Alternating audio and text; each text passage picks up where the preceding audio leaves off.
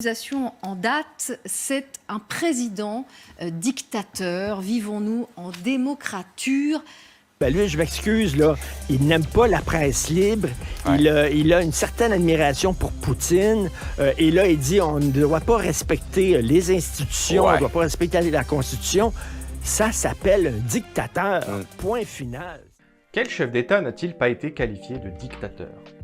Les mots ne coûtent pas très cher en politique. Et c'est à force de les employer spécialement pour notre usage que l'on perd doucement leur signification originale. Le sens que l'on donne à ces termes n'est pas le même dans l'espace public que dans les manuels de sciences politiques. Dans cette vidéo, et la suivante, on va voir comment distinguer des systèmes et des modes de gouvernement qui permettent de qualifier et aussi de disqualifier des régimes et des responsables politiques. Bienvenue sur le Labopole.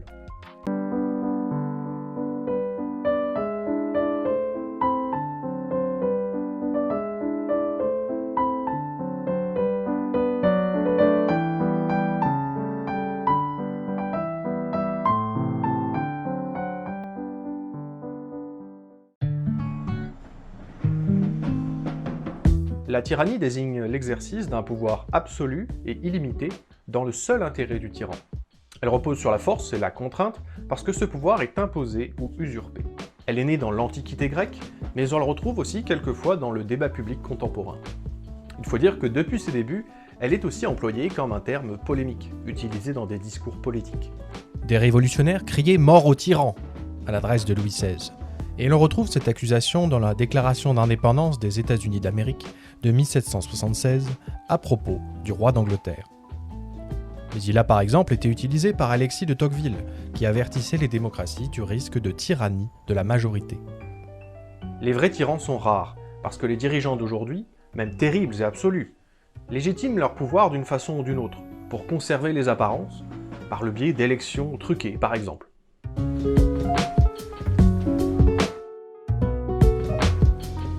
L'Antiquité grecque nous a aussi donné le terme de despotisme. C'est un régime de concentration de tous les pouvoirs, sans bornes, sans règles ou sans loi. Il repose sur la crainte, la peur, la brutalité.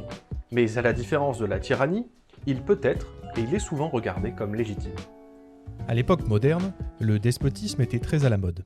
Le baron d'Holbach et Montesquieu ont façonné, assez injustement d'ailleurs, l'image d'un despotisme oriental, à partir de l'empereur de la Chine et du sultan ottoman, pour servir de contre-modèle aux puissances de l'Occident. On s'imaginait qu'il n'y avait aucune loi dans ces pays et que seul le souverain décidait de tout. C'était une façon de montrer à l'Europe ce qu'elle ne devait pas faire. Dans les faits, pourtant, il est difficile de trouver un régime où un individu concentre tous les pouvoirs de façon absolue et arbitraire. Voltaire imaginait que le despotisme était un état intermédiaire et qu'il ne pouvait pas durer. Car tôt ou tard, les despotes tombent. C'est pourquoi on propose parfois le terme de despotisme éclairé. Le despote éclairé concentrerait tous les pouvoirs, mais dans le respect des lois, et regarderait dans les philosophies des Lumières une forme de guide. C'est en tout cas la théorie, car en pratique, peu de despotes éclairés ont été à la hauteur des enseignements de ceux qu'ils prétendaient suivre. Je croyais t'avoir demandé d'appliquer le code. Ben, on s'est dit que c'était rien d'autre qu'une sorte de guide, en fait.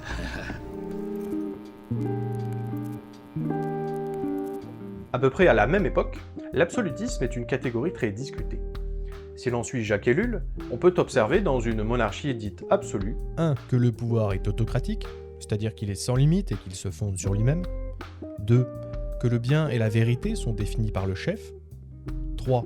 Que le pouvoir est invariable et sans contestation. Et 4. Que tous les moyens sont mis en œuvre pour servir une raison d'État. L'absolutisme de droit divin est le cas particulier d'un régime absolu qui est défini, justifié, mais aussi limité par une doctrine religieuse. Mais tout cela correspond à un régime assez ancien et cette catégorie n'est bien sûr plus utilisée aujourd'hui. Je fais la sourde oreille à tout ce que les peuples me racontent et je me balade dans les Tuileries et je prends le métro. Le terme dictateur vient de la République romaine et désigne, à l'origine, une procédure qui permet l'exercice temporaire de tous les pouvoirs lorsque les circonstances l'exigent. L'idée consiste à protéger l'intégrité d'un État menacé par des circonstances graves. Une fois le problème réglé, On revient donc, en principe, au cours normal des choses. La Constitution de la Ve République française de 1958 prévoit d'ailleurs un régime de dictature. L'article 16 correspond au pouvoir exceptionnel du président, qui lui sont conférés, là aussi, en cas de péril majeur pour la nation. Il a été utilisé une seule fois par le général de Gaulle pendant la guerre d'Algérie. Est-ce que vous garantiriez les libertés publiques fondamentales? Est-ce que j'ai jamais attenté aux libertés publiques fondamentales? Je les ai rétablies. Et ai-je une seconde à tenter? Jamais. Pourquoi voulez-vous qu'à 67 ans, je commence une carrière de dictateur? À l'évidence, la définition de la dictature a bien évolué. Loin de décrire une concentration temporaire de tous les pouvoirs, elle est désormais définie par la longue histoire de ses abus. Car, comme l'écrit Montesquieu, c'est une expérience éternelle que tout homme qui a du pouvoir est porté à en abuser.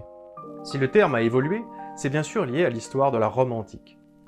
L'un des plus célèbres dictateurs fut Jules César, et son régime temporaire fut transformé en dictature à vie. Avez-moi. Bien qu'aboli par son successeur, l'Empire romain qui succéda à la République relève d'une dictature de fait, par la concentration des pouvoirs entre les mains de l'empereur, portée par le peuple, qui demande une réponse à la hauteur d'événements difficiles.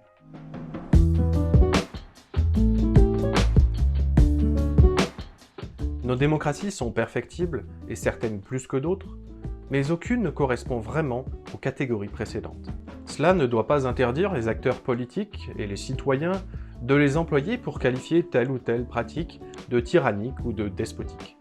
Mais il faut toujours être prudent et éviter de qualifier le régime tout entier. Il existe des régimes, en revanche, qui se sont construits sur une opposition assumée au régime démocratique. Ils ont connu un succès souvent macabre et continuent même d'évoluer sous nos yeux. Ce sont les régimes autoritaires et totalitaires que l'on abordera dans la prochaine vidéo. Merci pour votre soutien. N'hésitez pas à me proposer vos idées, vos suggestions en commentaire, je regarderai. Et en attendant, à la prochaine fois.